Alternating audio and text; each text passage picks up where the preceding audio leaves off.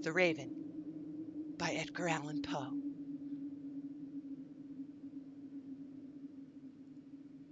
Once upon a midnight dreary, while I pondered, weak and weary, over many a quaint and forgotten tome. Or forgotten lore. Oh, see, I'm already messing it up. While I nodded, nearly napping, suddenly there came a tapping. Where's my tapping?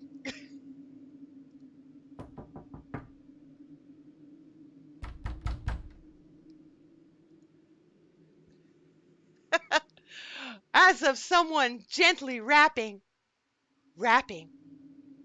at my chamber door.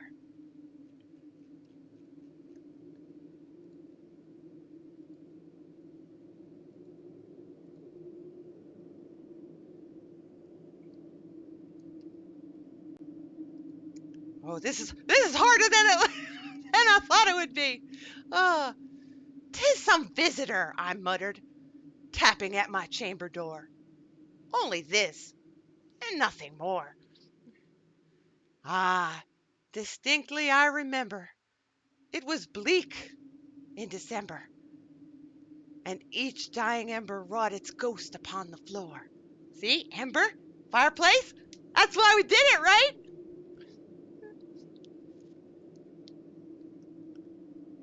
Hold on. Okay. Eagerly I wished the morrow.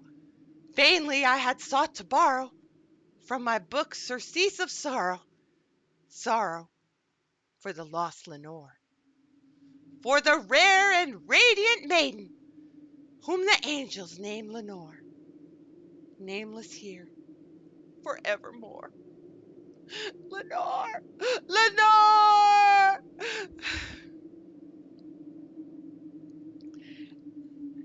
And the silken, sad, uncertain rustling of each purple curtain thrilled me, filled me with fantastic terrors never felt before. So that now, to still the beating of my heart, I stood repeating, "'Tis some visitor, entreating entrance at my chamber door. Some late visitor, entreating entrance at my chamber door. This is it, and nothing more." You like it, Ken? You like it? Okay. Presently, my soul grew stronger, hesitating then no longer. "Sir," said I, "or madam, truly your forgiveness I implore, but the fact is I was napping, and so gently you came rapping, and so faintly you came tapping at my chamber door, that I scarce was sure I heard you. Here I opened wide the door. Darkness there, and nothing more." Ho, ho, ho, we're getting into it now.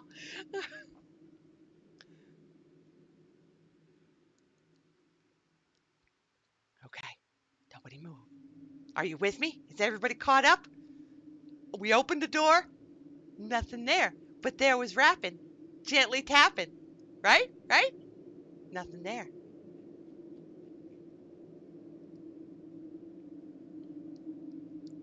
Okay.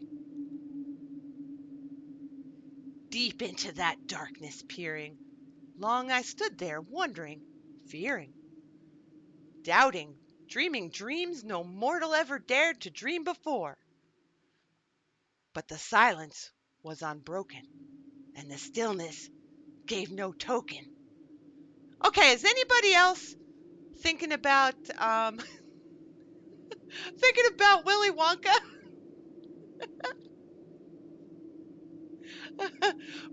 When they're going into that, they're on the boat and they're going into that tunnel. Not not the Johnny Depp one. That's what that phrase sounded like. Where am I? Where am I? But the silence was unbroken, and the stillness gave no token. And the only word there spoken was the whispered word, Lenore. Oh, wait, I gotta whisper. Lenore. You weren't, but now that I mention it, ha ha ha, see? This I whispered, and an echo murmured back the word, Lenore. Merely this, and nothing more. Back into the chamber, turning, all my soul within me burning. Soon again, I heard a tapping, somewhat louder than before. Surely, said I, surely that is something at my window lattice. Let me see, then, what threat is, and this mystery explore.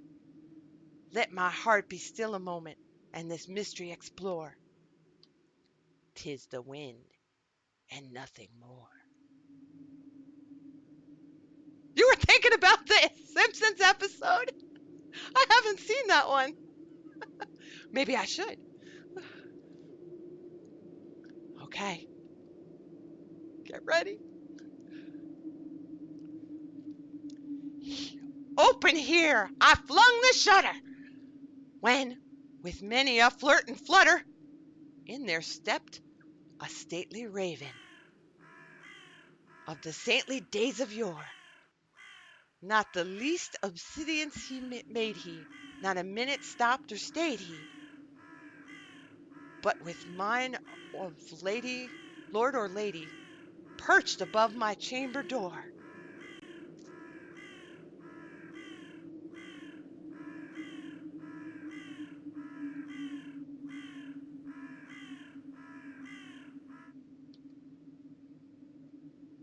Perched upon a bust of Pallas. Pallas? Pallas? Hold on. Pallas, which is not this guy, but it works. Just above my chamber door.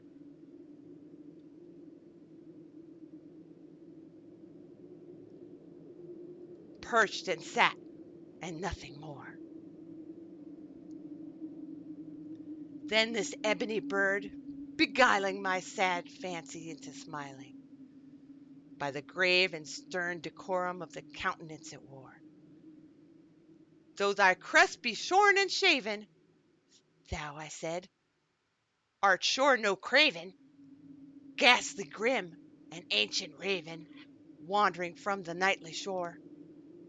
Tell me what thy lordly name is on the night's Plutonian shore. Quoth the raven, nevermore. Caw-caw! Oh, wait! I have a raven. Where is it? Nobody move. Oh, wait, it was on the raven screen. Did you guys hear it?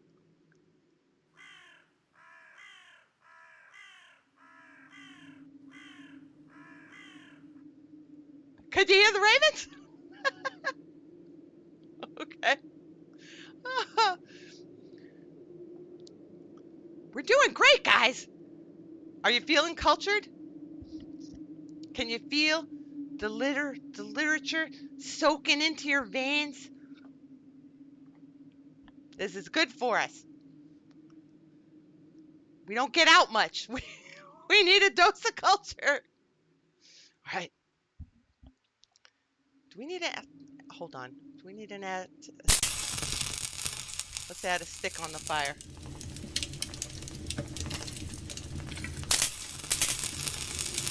There we go. Okay.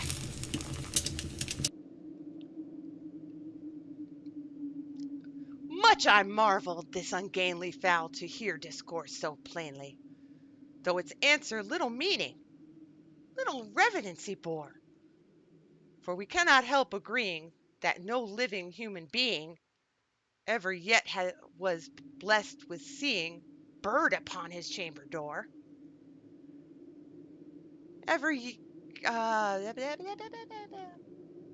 You're looking for your monocle?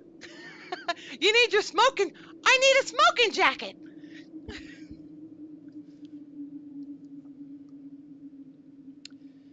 bird or beast upon the sculptured bust above his chamber door, with such name as Nevermore. But the raven, sitting lonely on the placid bust, spoke only that one word, as if his soul in that one word he did outpour. Nothing further than he uttered.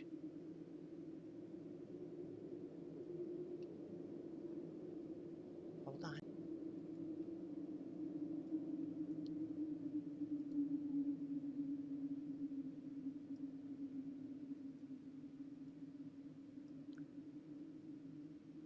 Okay. This is hard to do. King Lion, hey, hun. It's okay. It's okay. It's my Halloween costume. Okay, where were we?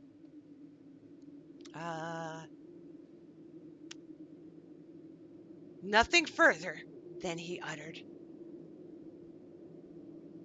Not a feather. Then he fluttered, till I scarcely more than muttered. Other friends have flown before.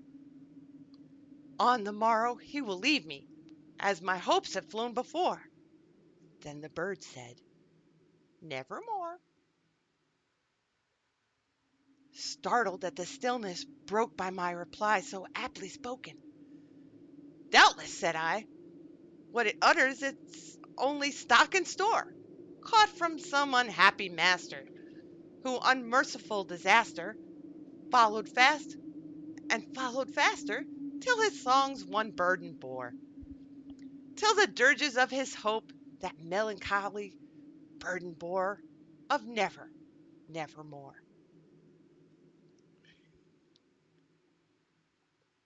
Well, we're getting there. Nobody move.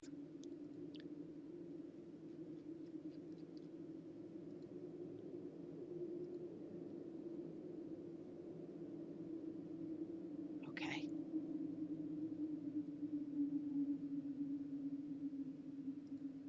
I have to queue up the next thing. I need a production team. Okay. Never, nevermore. But the raven, still beguiling all my what? All my fancy into smiling. Straight I wheeled a cushioned seat in front of the bird, and bust and door. Then upon the velvet sinking, I betook myself to linking fancy unto fancy, thinking what this ominous bird of yore, with this grim, ungainly, ghastly, gaunt and ominous bird of yore, meant in croaking nevermore.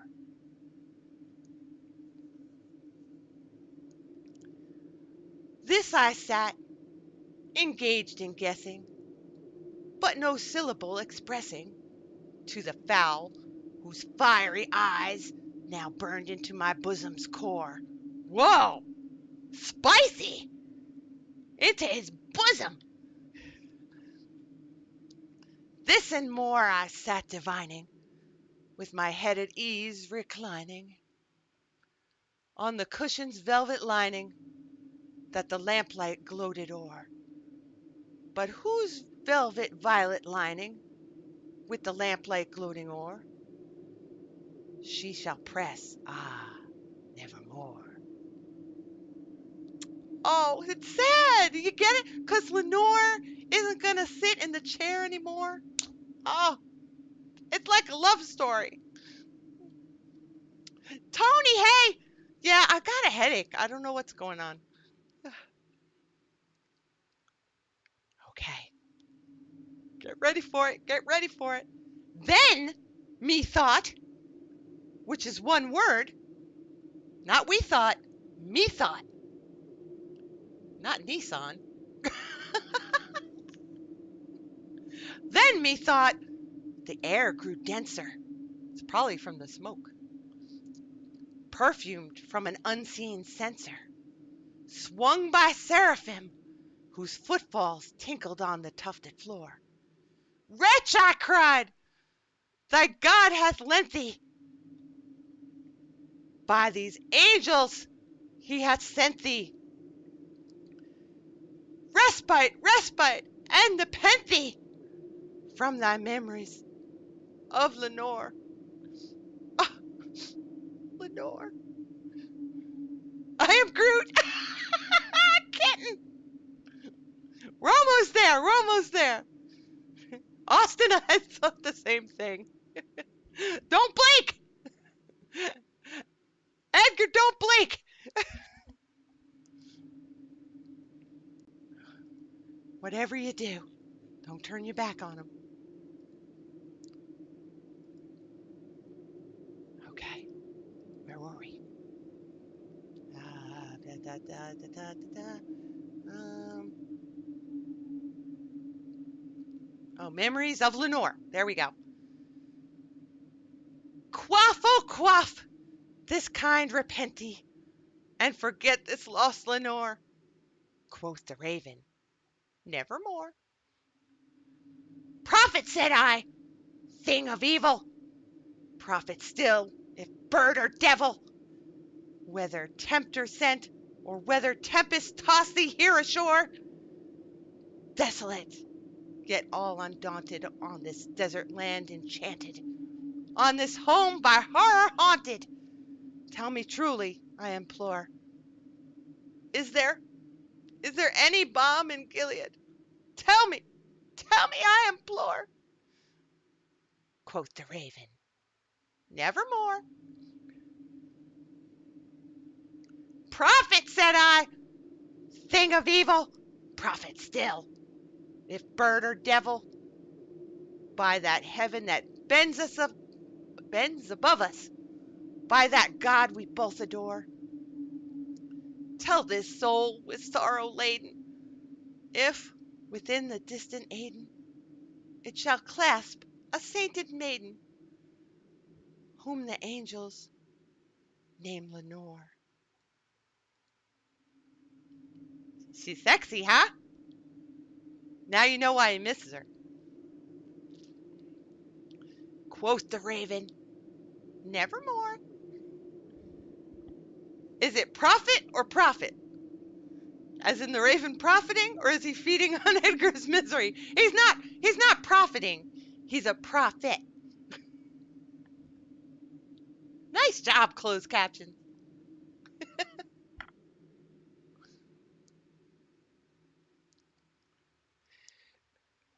Be that our word. No. Rewind. Be that word our sign in parting, bird or fiend. I shrieked upstarting. Get thee back into the tempest and the night's Plutonian shore. Leave no black plume as a token that of that lie thy soul has spoken. Leave my loneliness unbroken. Quit the bust above my door.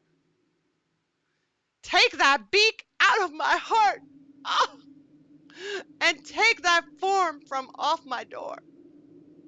Quoth the raven, nevermore. And the raven, never flitting, still is sitting on the pallid bust of Pallas, just above my chamber door. And his eyes have all the seeming of a demon's that is dreaming. And the lamplight over him streaming throws his shadow on the floor. And my soul, from out that shadow that lies floating on the floor, shall be lifted nevermore.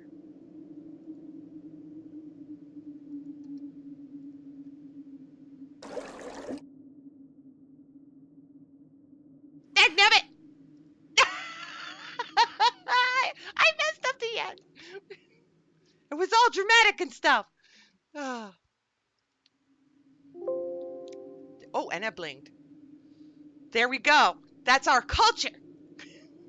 Put another log on the fire.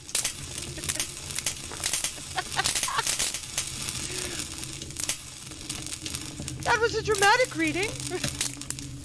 Brought to you by the letter R.